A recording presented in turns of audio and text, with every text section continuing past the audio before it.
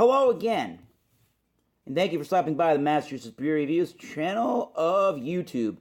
I am Thomas Metal 75, and this is your Massachusetts Beer Reviews. During the Patriots game live at 4:56 p.m., this is Sunday, December 17th, 2017, excuse that cough. And Patriots game prompted me to not only do my second beer review of the day, but do a New England one. I just had to get a New England one out of the way. Well, no, New England Patriots are playing on CBS against the Steelers of Pittsburgh. This is from the Long Trail Brewing Company, which is located in Bridgewater Corners in Vermont. Yeah. Bridgewater Corners, Vermont. Let's go with that. This is their Green Blaze IPA. Got this from their recent variety pack. I believe this beer came out on St. Patrick's Day and of 2016. And this is now a year-round serving from Long Trail Brewing Company. This is a 6.5% alcohol by volume IPA, and it's got 60 IBUs. They do not list what they're using for ingredients on the Long Trail Brewing Company's website.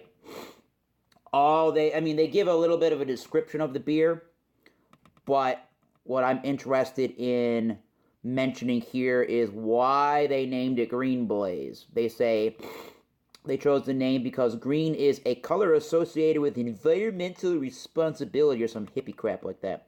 Outdoor adventure and hoppy beers. Well, I live in New England. It's got to be sort of hippie, right?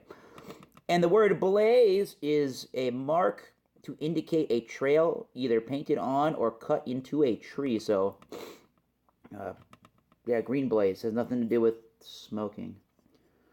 This is featuring Columbus, Equinox, Mosaic, and Chinook hops. They say Blaze, a hoppy trail.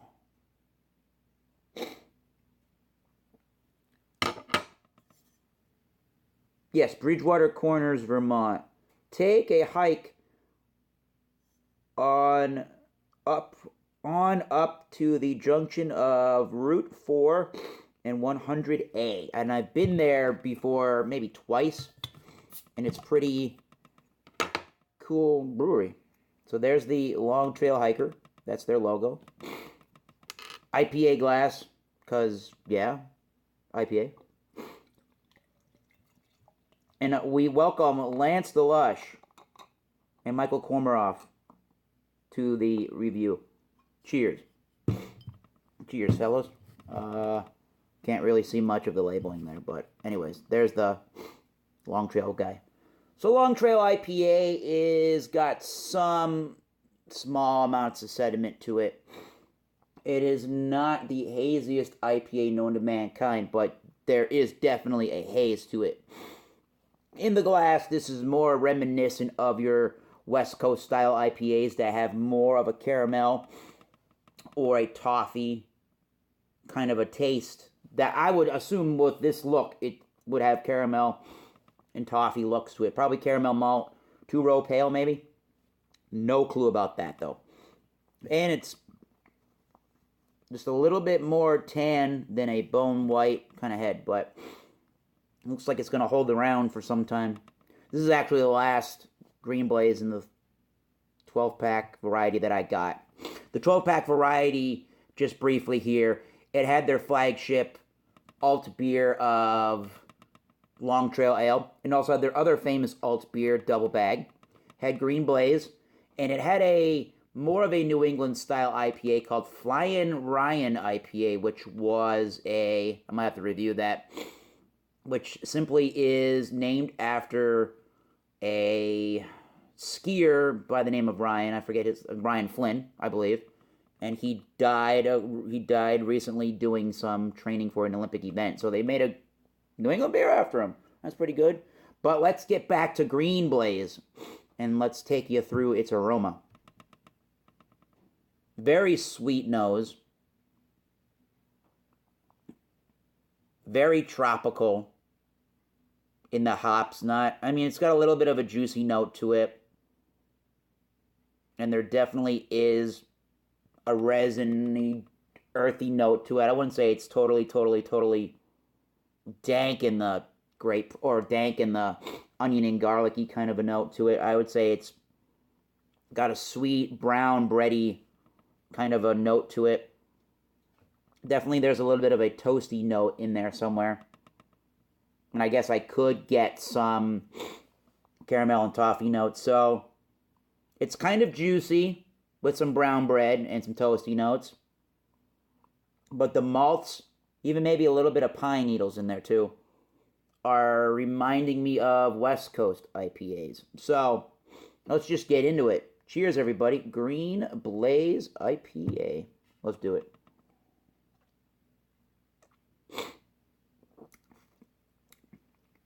Michael, if you're not reading this, Lance, he says cheers, and Lance just said thank you. So for me, that's exactly the tastes that I'm getting out of that beer. There's definitely that piney element to it, mixed in with the caramel and toffee malt. A lot of the watching the Patriots game, I apologize. A lot of the green flash, a lot of the Long Trail beers that I've had have this kind of a malty taste to it, have that almost toasty, caramel, malty, pale maltiness to them. So that's what I'm getting in the base flavor, mixed with that pine. Maybe it's a tiny bit of a leathery tobacco, but nothing like a double IPA for sure. I am getting some tropical notes. For me, there's not a lot of pineapple in this one. I'm getting more of a grapefruit. And definitely there's an oranginess about the brew. Sweet, like I said, in the nose, sweet brown, kind of bready notes to it. There's a little bit of a heft to it. It's got a very sweet hop bitterness to it.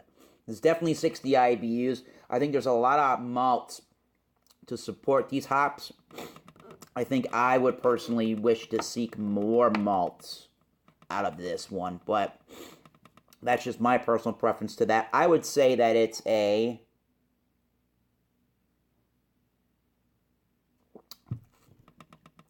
straight up medium bodied beer. It is really crisp. I would call this not the driest beer known to existence. Absolutely not. It might be semi-dry. I can still taste some of those sweet bready malts and some of that lingering 60 IBUs in there in that taste. So with more supporting malts, I think this beer could be better. I think it's just a hair, for my liking, on the sweet side. But this is a great beer. This is pretty good from Long Trail. Guide yourself through the lupin landscape of pine resin and tropical fruit hop notes in this trail-worthy IPA. And that's exactly what you're getting, is pine and resin and tropical fruit notes. I'm trying to recall if this bottle here had any indication of dating. And this seems to say, I believe I'm reading a October 9th, 2017 date. So a little over 2 months, but it's still tasting pretty good to me for what it is. Some lacing, as you can see there. What would I rate this beer? Would I call this a world-class rated beer? No. Is this one of the better IPAs that I've had known to existence? No, but I think my rating is going to be, the only thing that I have that I'm not, in love with about this beer